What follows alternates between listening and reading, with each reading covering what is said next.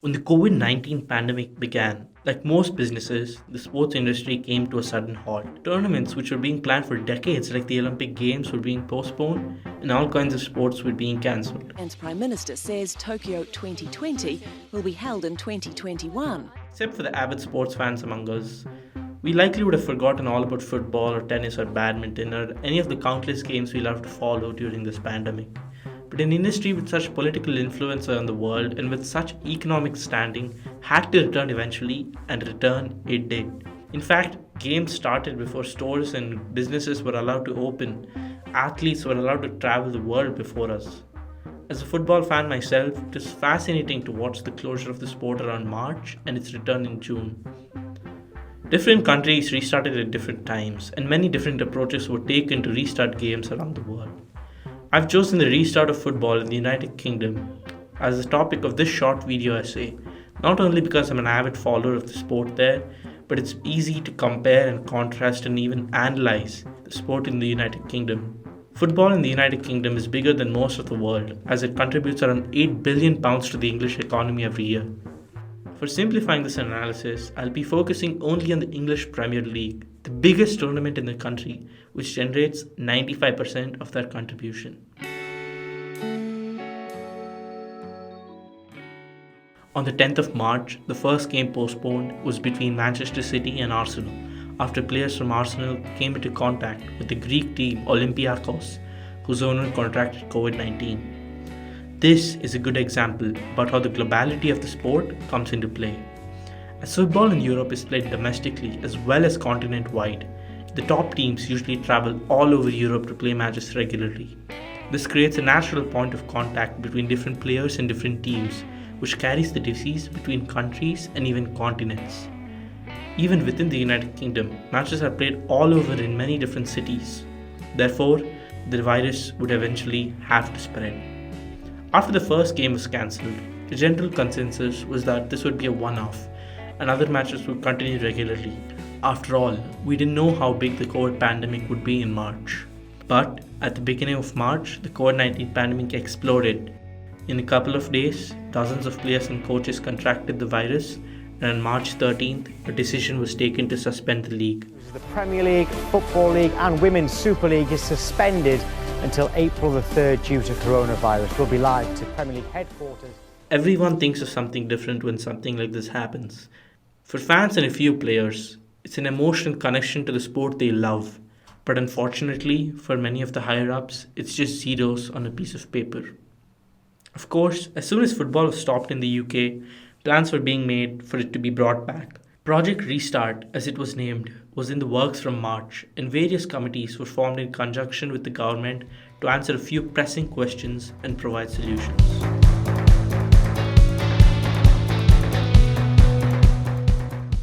At first glance, this seems like an easy problem to solve. No fans until the pandemic is over, right? But as we will mention later, many teams rely heavily on in-game attendance as a source of income. League Two teams like Colchester United rely heavily on ticket sales, and COVID-19 has hit this club hard.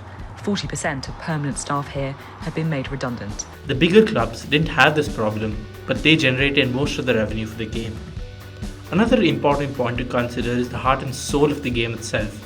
In England, football is played in stadiums tightly packed, with loyal communities and fans who travel all over the world to support their favourite team. Players have complained in the past about how playing with our fans reduces the excitement and tempo of the game, making it less pleasing to watch. Would holding games without the fans even be football anymore? Is it feasible for the lower leagues?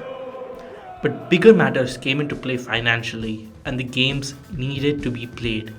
The English season had around 10 games left, and it was then decided that those games would serve as a test run to decide whether starting a full season next year would be feasible.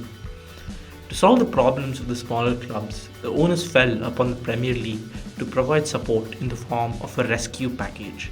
This package was heavily debated for several weeks between the Premier League and the smaller clubs, but ended successfully with a deal worth around £250 million. So, this problem was partially solved by paying off the smaller clubs, but many still felt that the heart of the game was being lost out among this.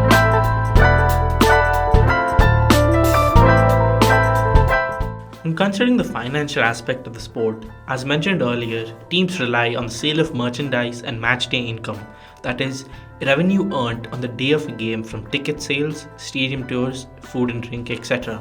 Only teams in the top leagues, such as the Premier League, have the luxury of television rights, which are sold to big broadcasters for billions of pounds. Television rights account for 40 to 75% of net revenue for clubs, depending on their size, and play a huge role in giving the Premier League their huge status financially. The league feared the loss of TV income as games weren't being played, but broadcasters signed a deal which ensured that only £170 million would be paid back to the TV networks in exchange for future benefits. Another huge problem the league had were the wages of their players. Wage bills can go from £1 million a week for the smaller teams up to £6.5 million per week for the bigger teams, making it the biggest expense of a modern football club by far. Most clubs in the Premier League were able to reduce their wage bill by about 12 to 15% after agreeing on a special deal with players. But many clubs, including Newcastle, Arsenal and Tottenham Hotspur, also began to lay off staff to combat their increasing financial difficulties. Two clubs, Liverpool and Tottenham Hotspur, received intense media criticism after planning to furlough around 20% of their workforce. Both eventually reversed their decisions, but even the thought of such a plan is heartbreaking. The financial future of football is still uncertain. As sponsors themselves are losing money, many question whether contracts will be renewed with individual clubs and the league as a whole.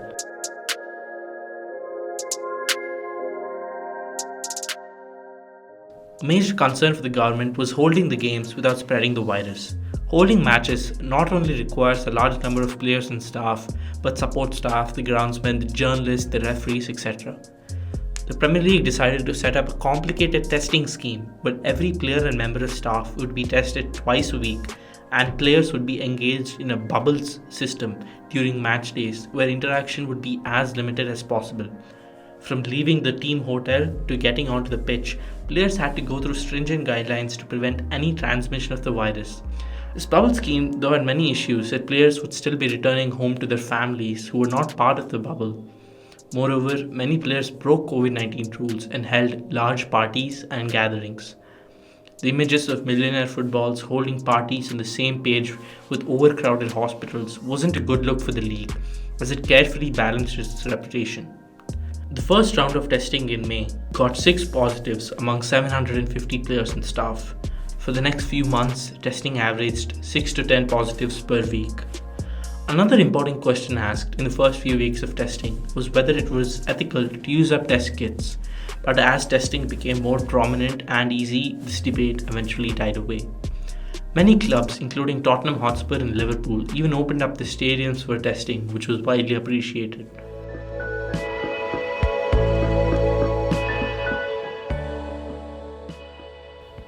Well, to summarize the health part of it, the league did a good job of maintaining low positivity rates while playing games. This was also helped by the fact that the UK also experienced relatively low infection rates when the league initially began. The leagues all eventually restarted and moved on, but was it truly for the game or the money? In the January of 2020, while I'm writing this, the Premier League is averaging around 40 positive cases per round of testing, and a few games have been cancelled recently. We don't know where the future lies for football, but what we do know is hopefully they'll be prepared for it, whatever their motivation.